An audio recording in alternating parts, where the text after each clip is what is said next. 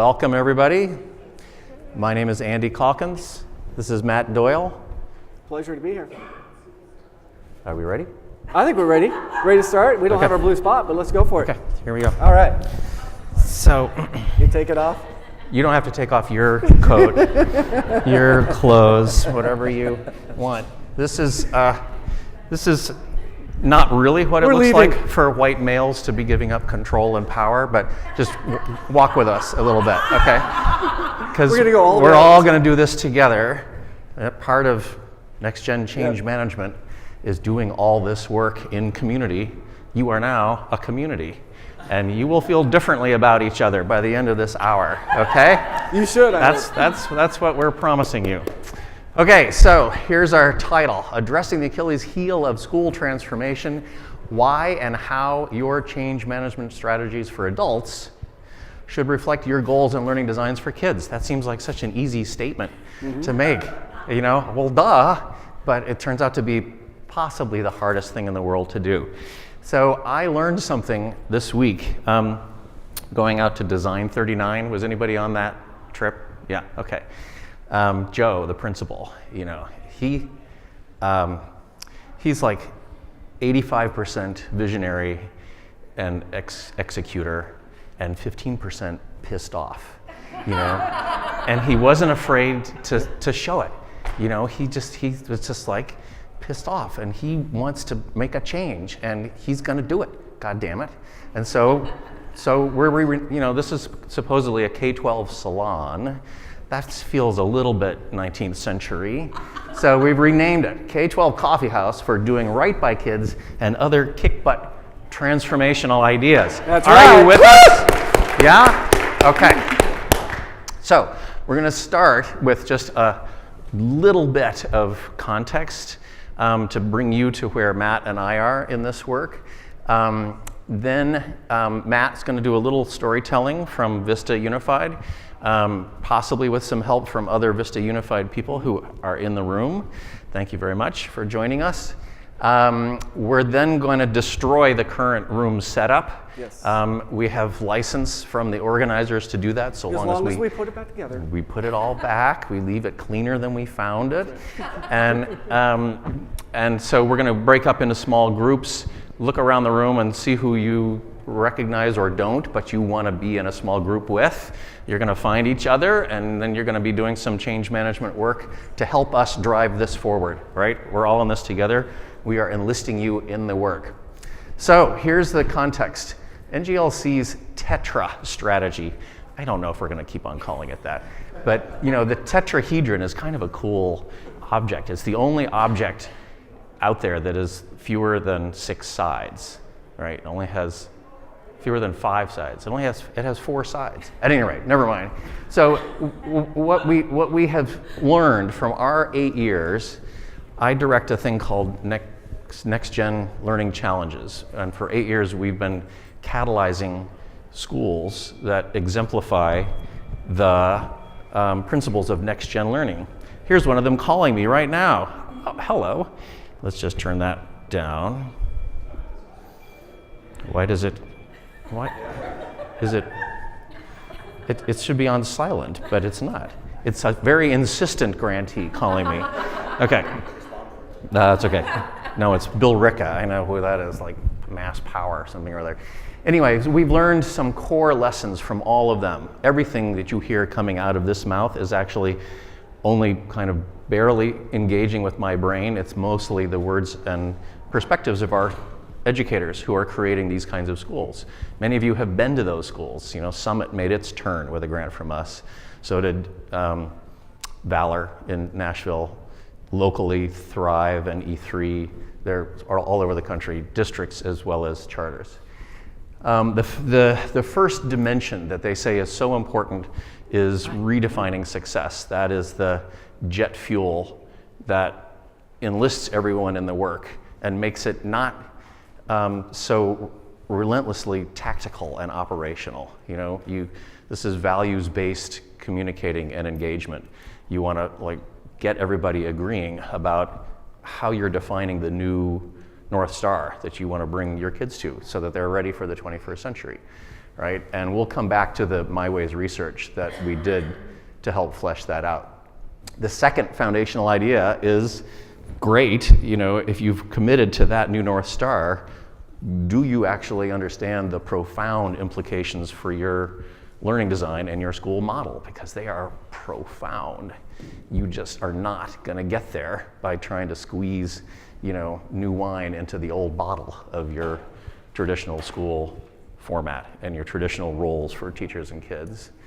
And the third one is the subject of today. And our growing conviction after studying what's happening in districts like the one that Matt represents, Vista Unified, among others, is that it's not enough to hold the first two, and activate them. If you are going to try to make that happen using your old think change management strategies that have mostly to do with following procedural lists and with hierarchy and some form of compliance, it ends up being principals saying to teachers, all right, next week we're going to teach the kids how to have agency. Go and do that.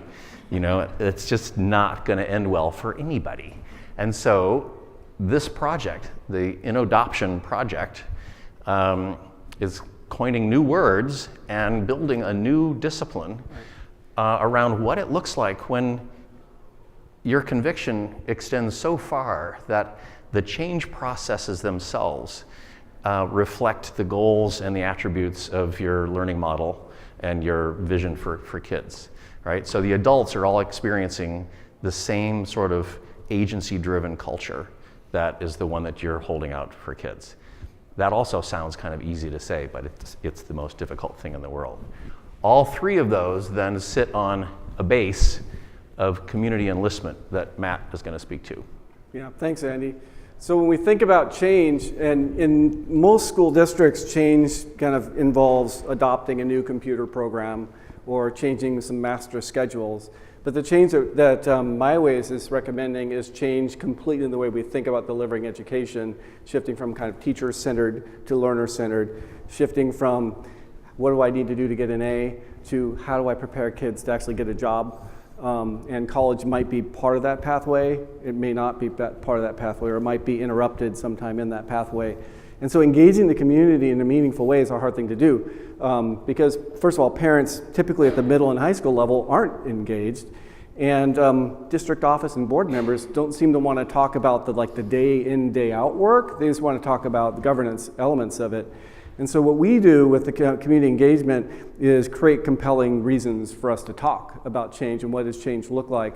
And we bring people to the table that parents and board members want to talk to. So the chancellor of the local UCSD, the University of California, San Diego, the president of Palomar College, the owner of Qualcomm, other people. We bring them to the table and we have community conversations about what the future should look like and how can we engage everyone in this conversation about how to change from the inside out. And that's this concept that Andy showed you with the cube and the core.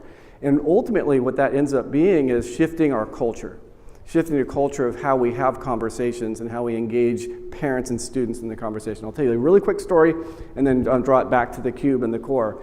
So we went out and had conversations with students 4 years ago, a good friend of mine, Devin Vadichka, the superintendent, and I, and we talked with more than 4,000 students, mostly middle and high school students. We had long conversations, and at the end of every conversation, it took us an entire year to do it, we asked them to give us one word to describe their experience, their learning experience, over their entire year, so kindergarten to 11th grade, 12th grade, whatever grade they were in.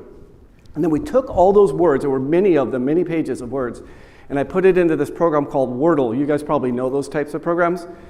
And the number one word that came out, the largest word, was irrelevant. And so we used that when we created these community engagement events, and we focused on relevance. How do we create relevance in our education? That very much got parents' attention, got students' attention. But what we did was we drove it with the parents and the students, which was really scary for a district administrator, assistant superintendent, to have parents and students drive our conversations, because we didn't know where they were going to drive them to. and engage in this authentic conversation about what is our culture. And so let me explain what I mean when I say culture. So there's really three types of cultures in education organizations. There's a traditional culture, which is top-down. The superintendent, assistant superintendent, and board make decisions, and then everyone does what we ask them to do. Everyone's familiar with that. The second culture is the culture of motivation, which is carrots and sticks, right? So we'll let you make some of these decisions as students, as parents, as principals, but we're going to make the really important decisions over here. And then there's the third culture, which is what we're after, super scary, but possible using the My Way structure, and that is, how can we create a compelling vision that inspires people? And the only way to do that is for them to feel like they own it. Autonomy. They're able to develop it, and then they're able to master it with us. So we've shifted our philosophical approach at a district level to become servant leaders and empowering school principals, teachers, and students, super scary, very messy, through this My Way's innodoption approach. And the reason we do that is because we believe that the core of that cube is about culture. And how do we shift culture? And the only way to do that is to engage the community in very meaningful ways. A little bit longer than I wanted. No, that's good. That's good. Do you want to go any deeper on that, or was that? Why don't you build on it and I'll jump in? So before we do that, let's spend a minute and hopefully no more just organizing yourselves into groups of, say, no more than 4. And if you want to be just 2, that's fine. If you want to just do this thinking on your own, that's okay too, but it's better to have a discussion. Move the chairs around though, a little bit. Go ahead. Just a little bit. Break up the room. So the reason why we've got Raiders of the Lost Ark on is that you are literally you're the first audience ever to hear about NGLC becoming totally independent. Here it goes. Here it goes. And so, yes, Matt's going to take a little video. One of our staff members made this like 2 days ago, and we said we would unveil it right here. Okay, here we go. This is going to be NGLC. Oh yeah, raising the banner of transformational change, the Tetra, or whatever we call it. All of our ACE grantees, well, 8 of them out of the 500 of them. And these great kids. This is Montessori for All in Austin. Okay, we are leaving EDUCAUSE, very friendly, all of that sort of stuff, but we're going to become our own independent organization. So, love that. Thank you. Okay. Each of you get a couple of these. Yeah, can you pass those around? Maybe 2 per group. So what you're going to do now in this next part of the activity, you guys now can't see this, can you? Right. Well, we're gonna fix that. This is probably going to end badly. Okay. We're about 7 months into this project. It's funded by the Carnegie Corporation of New York. It's called the innodoption project. Among the goals for the project is to help raise awareness of the deficit in the language that we use, right? Even words like adoption and implementation imply old think about how it's like the cool kids over here who do all the innovating, and then all the rest of you slugs, just implement it and follow the best practices from these guys. And if we're talking about age, if you're talking about the usual traditional form of fairly autocratic classroom management and teaching, then fine, that probably works pretty well. But for a form of learning and teaching that is all about enabling agency, self-efficacy, and all that on the part of students, it can't happen that way. So that's why we're saying this is not about, let 1,000 flowers bloom and all that. This is about a marriage of 2 things that we now know, right? That in order for change to happen, we need all the stuff that is represented by the cube, the evidence, the research strategies, the platforms, the tools, the external capacity, all the stuff that people count on to make things happen. And inside of that cube needs to be a new core that is reflective of the settled science now about what motivates people to do their best work. right? It's not carrots and sticks. We know all this. If you need to be convinced, just read Drive by Daniel Pink. Right. It's, you know, mastery, autonomy, purpose, relevance, all the things that enable you to know that this work is important to you, right? So what we have done, learning from the 7 districts that are in this cohort, we refer to them as the Magnificent Seven. I would use that soundtrack, but it's, you know, it's kind of Western and weird, so never mind. We're going to go with Raiders of the Lost Ark. We're not going to spend any time on all this stuff that we have come up with. I mean, some of it's kind of cool, and it would have produced a great conversation, and it draws from Margaret Wheatley and John Cotter, Daniel Pink, you know, all these other folks. But just 2 weeks ago, in the course of like learning and visiting one of the districts, Kettle Moraine up in Wisconsin, we came across this set of 8 lessons from a 1993 book by the already genius Michael Fullen back then. And these 8 lessons are kind of speaking to us. And so we thought, great, we're going to have a room full of now innodopters. That's what we're going to call you and everybody who becomes part of this project.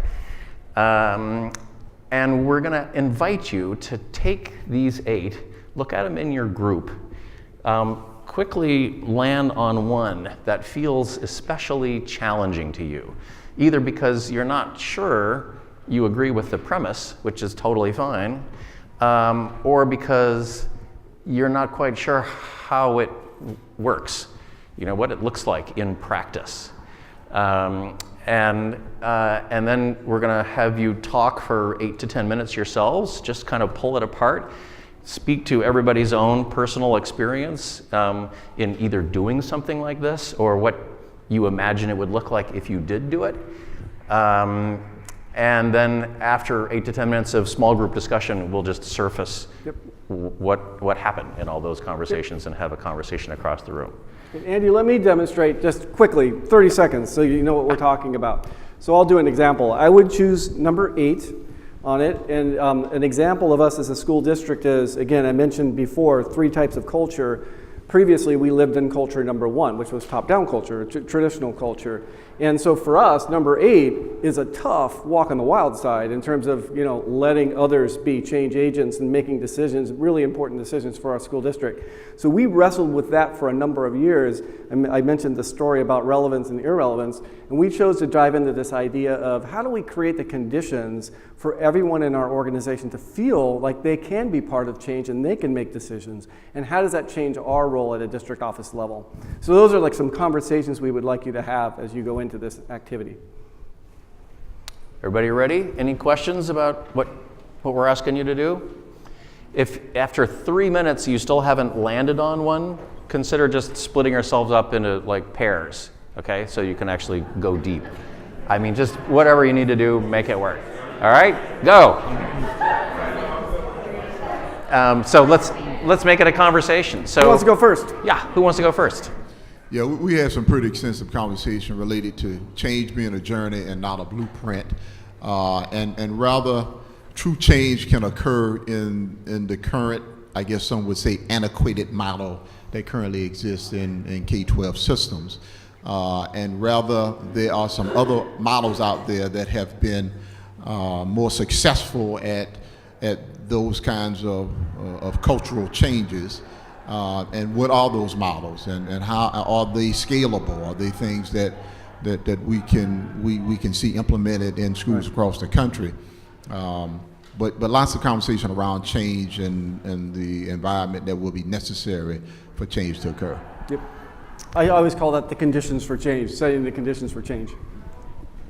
So we also talked a little bit about that sense of urgency necessary for change. Some of the concern we had, so we had an example from our group about a principal or superintendent reaching out to a group of teachers and presenting a challenge that necessitated change, and the teacher's reaction was that it was just for show or something along those lines, that the leadership wasn't sincere about soliciting their and inputting their opinions when it came to this change process. So we were discussing the best ways to go about not only developing this sense of urgency, but really developing like a guiding coalition that's going to establish a vision for change, whether it's a small group, a larger group, kind of how that works along the process, and making sure that everybody understands that it's quite a process, that it'll take a while. And it has to be authentic. Right. I think that's the biggest point is authenticity.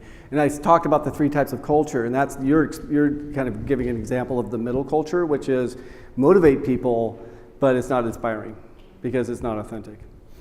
Has everybody experienced some version of what he's talking about here?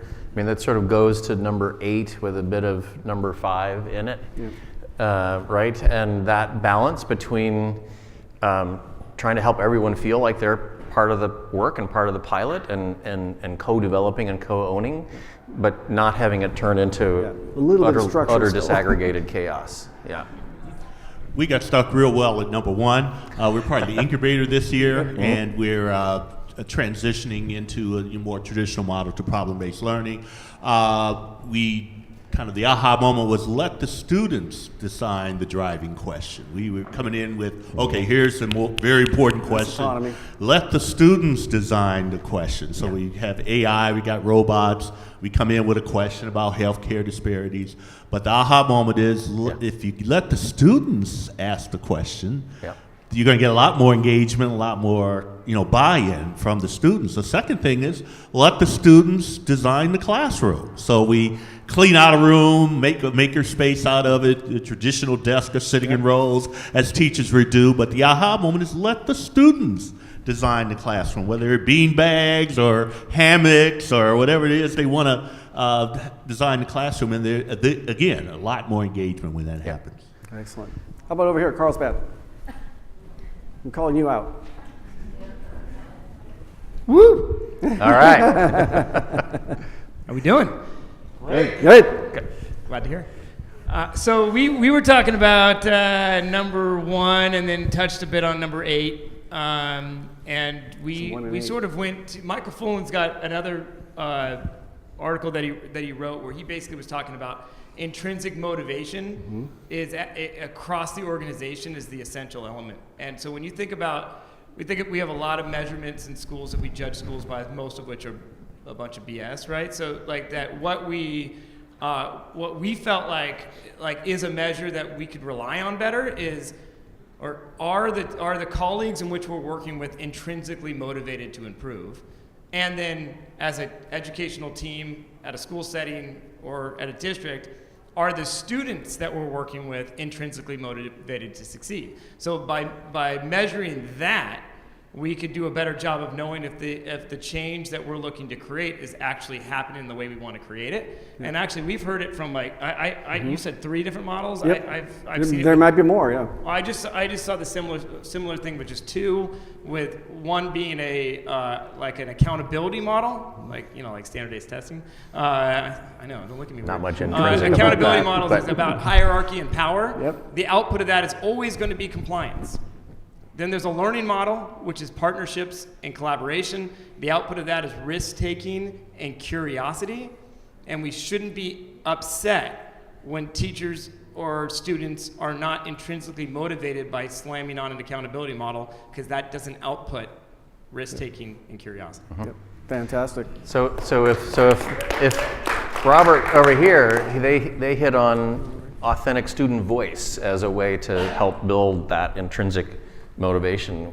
Were you using some version of the same thing or something else to not just measure it, but to help propel it? On the other side of the room, Andy.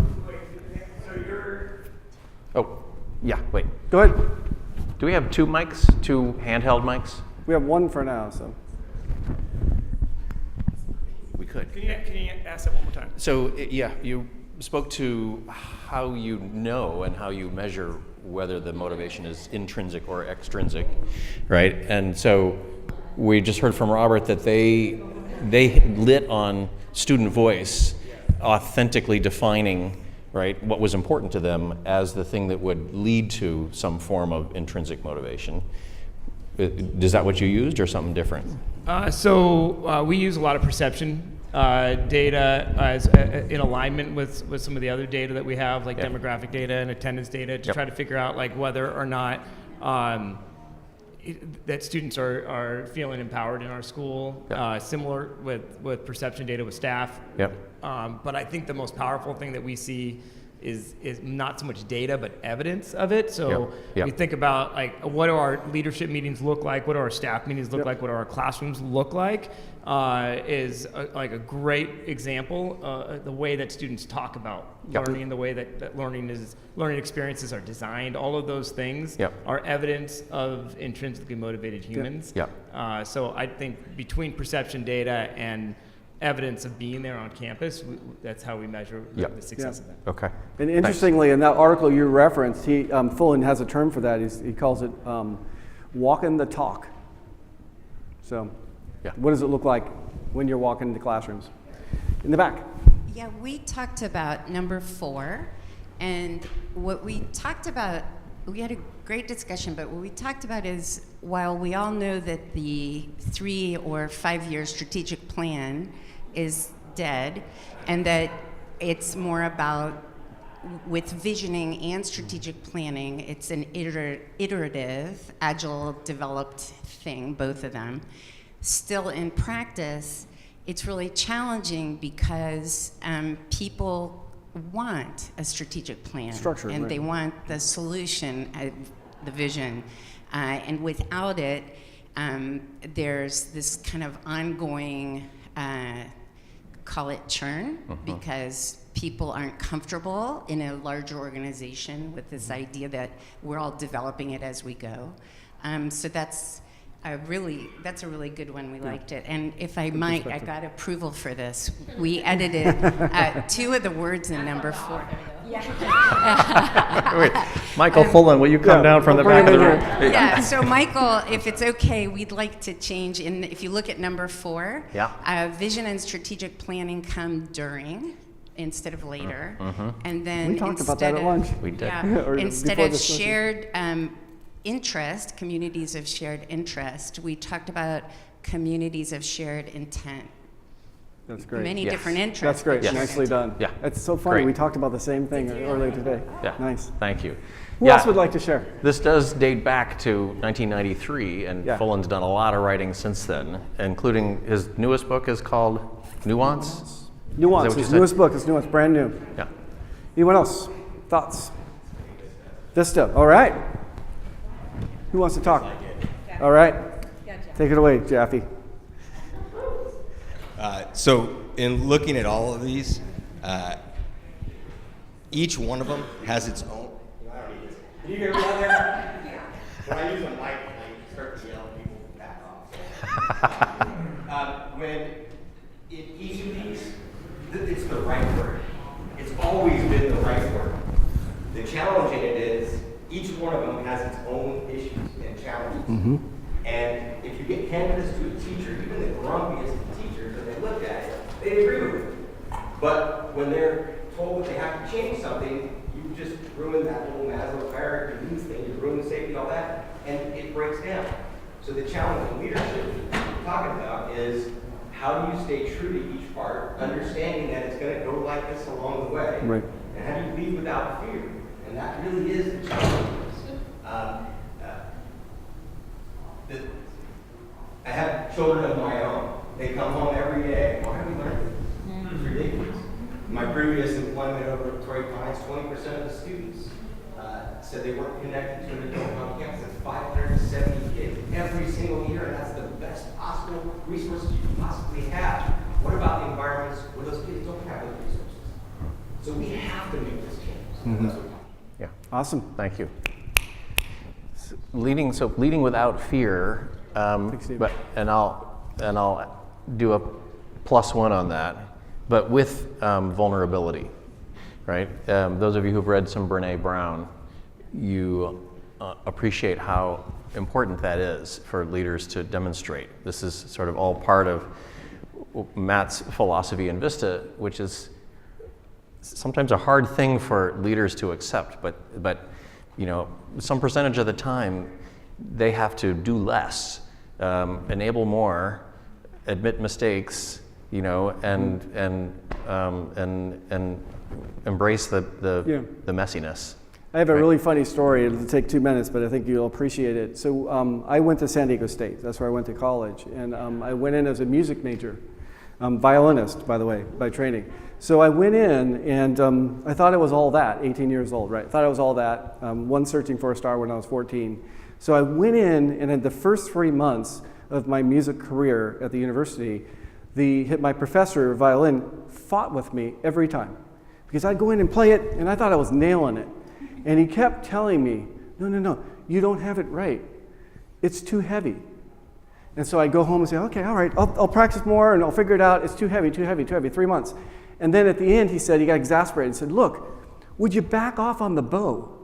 And what he was trying to tell me is, music is more beautiful when it's lighter and you have a lighter touch.